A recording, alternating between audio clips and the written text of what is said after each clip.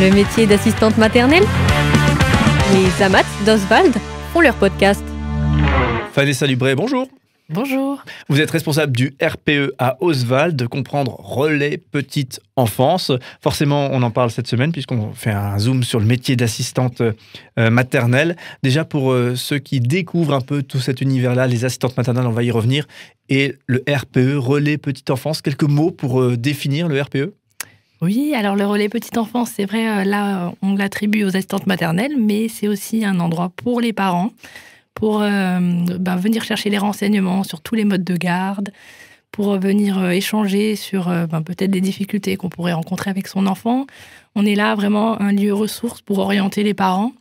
Si on n'a pas les réponses, on peut nous guider les parents. Et puis pour les assistantes maternelles, évidemment, on est aussi là pour leur proposer des ateliers d'éveil en présence des enfants, donc 2 fois par semaine à Oswald, de la formation, un accompagnement aussi dans la contractualisation. Faire des contrats, quoi. Voilà, faire Ouais. les contrats, Ouais. et avec les parents aussi d'ailleurs. Et parfois, je reçois les deux, justement, ça permet de poser les choses pour qu'il y ait un tiers. D'accord, donc vraiment une ressource pour tout à chacun avec les enfants, effectivement, pour trouver des bonnes solutions pour les parents ou pour les assistantes maternelles pour vivre des ateliers et autres. Relais petite enfance, on vient de le définir. La différence peut-être avec la PMI, pour ceux qui connaissent la PMI? Oui, alors la PMI, la protection maternelle et infantile, en fait, ça va être les puéricultrices qui travaillent en lien avec les assistantes maternelles. En fait, c'est un service du département, donc de la CEA, et c'est l'employeur, si on veut, des assistantes maternelles, puisque c'est eux qui délivrent l'agrément. Donc, eux ont une autorité hiérarchique, si on veut, alors que le relais petite enfance, c'est un lieu gratuit, libre. Elles peuvent venir, tout comme elles peuvent décider aussi de ne pas fréquenter le relais et les activités du relais. C'est libre. Donc, nous, on est là vraiment juste en soutien pour les accompagner dans leur profession. Mais il n'y a pas d'obligation envers le relais petite enfance, contrairement à la PMI. Ouais, donc le RPE, relais petite enfance, finalement, qui propose aussi des accompagnements justement pour ces assistantes maternelles, si on est de leur côté de la barrière, si on peut dire.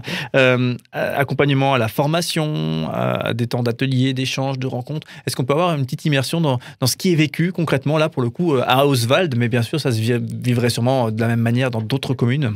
Oui, c'est ça. Alors, effectivement, suivant les communes, suivant les personnes qui dirigent les relais, les orientations vont être un peu différentes. Mais de façon générale, en tout cas, ce qui est proposé aux assistantes maternelles, on le disait, c'est des ateliers d'éveil en présence des enfants. Ça leur permet à elles de rencontrer leurs collègues, de pouvoir échanger. Et pour les enfants, c'est un lieu d'éveil, de socialisation. En dehors de ces ateliers, on propose souvent des soirées thématiques autour d'échanges aussi. Là, on va avoir une soirée prochainement sur comment communiquer avec les enfants, comment les faire coopérer, plutôt que d'être dans la sanction, la punition. C'est des thèmes qu'on entend beaucoup en ce moment.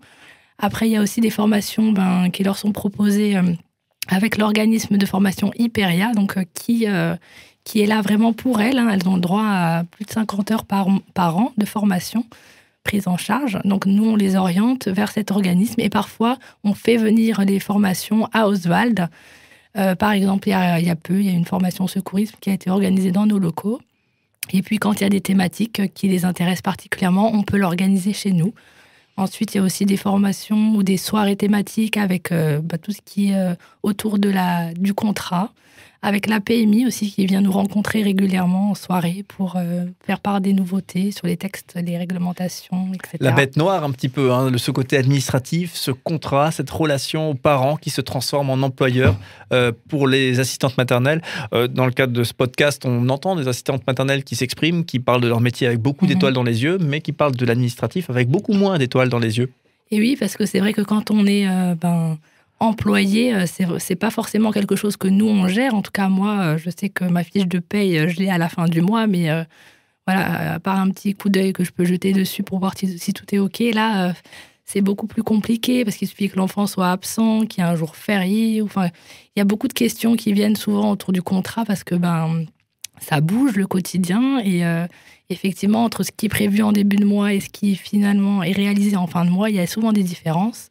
Et il faut que parents et assistantes maternelles arrivent à se mettre d'accord sur ces différences. C'est pour ça qu'il y a une convention collective, un gros pour nous, on essaye de d'éplucher pour pour pouvoir l'apporter de façon plus compréhensible aux parents et aux assistantes maternelles, parce que c'est ça, en fait, leur base de travail commune.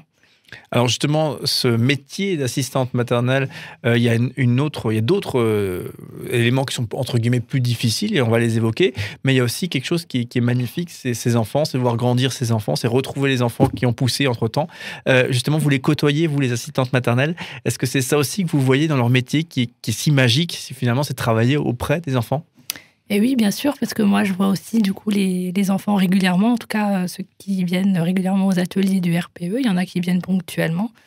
Et c'est vrai que c'est aussi un lieu de prise de recul et d'observation, où les assistantes maternelles peuvent aussi observer l'enfant différemment que de ce qu'il est à leur domicile. Elles le voient en interaction avec d'autres enfants, autour d'une activité. Et c'est vrai que c'est des moments partagés qui sont très chouettes, et qui nous permettent de voir ensemble, de prendre le recul ensemble sur l'évolution de l'enfant et qu'est-ce qu'on pourrait lui apporter, de quoi il pourrait avoir besoin aussi parfois. Plusieurs assistantes maternelles qu'on a entendues dans le cadre de ce podcast s'expriment sur la notion de valorisation de leur métier, ou le fait de travailler à domicile, donc pour une assistante maternelle qui travaillerait à domicile, c'est pas obligé que ce soit le cas, c'est parfois difficile par rapport au regard des autres sur leur profession. Ce côté, on travaille à domicile, on travaille chez soi, et voilà, en termes de valorisation de métier, c'est pas toujours simple à vivre. Est-ce que vous constatez ça, et qu'est-ce qu'on peut dire peut-être aux personnes qui aimeraient peut-être choisir ce métier ? Oui, c'est vrai que depuis très très longtemps, en fait, le métier d'assistante maternelle, on le voit comme la personne qui est chez elle, à la maison, et qui garde les enfants. Comme elles ont pu certainement le dire, elles ne font pas que garder les enfants. Il y a plein de choses qui se passent dans une journée avec un enfant qu'on prend en charge. Et effectivement, c'est vrai que nous, l'idée, c'est de montrer un petit peu tout ce qu'elles font aussi avec ces enfants. Alors bien sûr, il y a ce besoin des parents d'un mode de garde pour pouvoir aller travailler. Mais du coup, ces assistantes maternelles, elles font aussi plein de choses, et c'est ça qu'on a envie de mettre en avant. Et c'est pour ça que dans ce métier-là, on n'est pas seul, forcément. Il y en a qui vont faire le choix peut-être de travailler un peu plus à la maison, mais il y en a beaucoup qui, maintenant, de plus en plus se tournent justement vers l'extérieur, vers la formation, vers les lieux d'accueil. Donc il y a le RPE, et évidemment plein d'autres lieux sur lesquels nous, on va aussi, comme les bibliothèques. On va souvent à l'espace à Siloé, à l'EHPAD, pardon. Du coup, c'est aussi une ouverture sur l'extérieur, contrairement à ce qu'on pourrait penser quand on s'imagine l'assistante maternelle qui travaille à son domicile, un peu toute seule. Oui, puisque l'assistante maternelle les enfants retrouvent d'autres enfants, et les assistantes maternelles se retrouvent aussi entre elles, justement, pour des temps d'échange, de partage. Oui, c'est ça. Alors, en présence d'enfants, ou parfois aussi sans les enfants, du coup. Du coup, dans le cadre de cette série d'enregistrements qu'on crée ensemble, en partenariat avec Relais Petite Enfance d'Oswald, on zoome sur le métier finalement d'assistante maternelle. Et moi, j'avais cette sensation finalement que c'est un métier que tout le monde connaît. On a tous entendu parler de ces nounous, de ces tatis qui gardent des enfants à la maison, mais on connaît assez peu finalement les défis, les réalités de ces métiers-là. Est-ce que c'est une sensation que vous partagez ?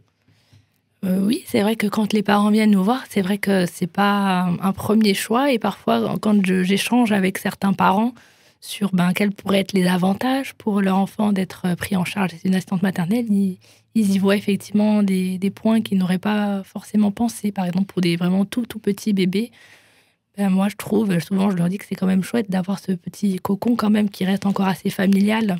Et non une crèche, quoi. Par rapport à une grosse structure, même si les enfants sont bien aussi en structure. Ça peut en tout cas être un des avantages de l'assistante maternelle. C'est ça. C'est aussi des horaires parfois un peu plus larges, ou une souplesse peut-être pour certains parents qui n'auraient pas d'entourage familial ou d'aide autour. Quand on crée une relation, en tout cas de confiance avec son assistante maternelle, il y a des choses qui sont possibles tout en restant dans le cadre réglementaire. Du coup, dernière question, un événement qui a lieu du coup le 19 novembre, c'est déjà la journée nationale des assistantes maternelles, donc déjà première chose, c'est au niveau national, et à Oswald, du coup, la Relais Petite Enfance qui sera ouvert.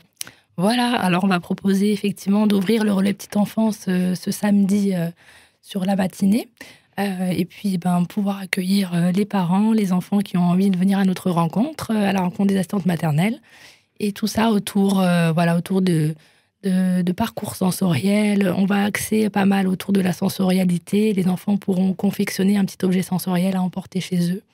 On sera pendant la semaine du handicap, donc on a envie de mettre en avant tout ce qu'on a fait, nous, un petit peu autour des sens avec les enfants et les assistantes maternelles. On a créé des objets, des bouteilles sensorielles, etc. Donc vous pourrez découvrir tout ça le samedi 19 novembre. Voilà, 19 novembre, le rendez-vous est pris, donc au relais petite enfance directement, qui se situe juste en dessous de la mairie, hein, c'est bien ça, Oswald? Alors en fait, c'est mon bureau, juste en bas de la mairie, effectivement, où je reçois les parents. Mais les animations, et là, en tout cas, cette journée, ce sera dans les locaux du RPE qui sont 144 rue du Général Leclerc. Là, c'est des locaux plus grands, en fait, c'est des locaux d'une ancienne microcrèche, donc il y a l'espace, et c'est là qu'on accueille les enfants et les assistantes maternelles en atelier. Et c'est vraiment aménagé mieux qu'un bureau. À la bonne heure, pas rendez-vous à la mairie du coup. Voilà. Merci beaucoup Vanessa Libret. On le rappelle, hein, vous êtes responsable du coup du relais petite enfance, et on a pu organiser bien ce petit zoom ensemble hein, sur ce métier d'assistante maternelle. Donc déjà, c'était un grand plaisir. Merci pour tout le travail qui est fait. Merci. Et courage pour cette journée du 19 novembre. Merci de l'accueil.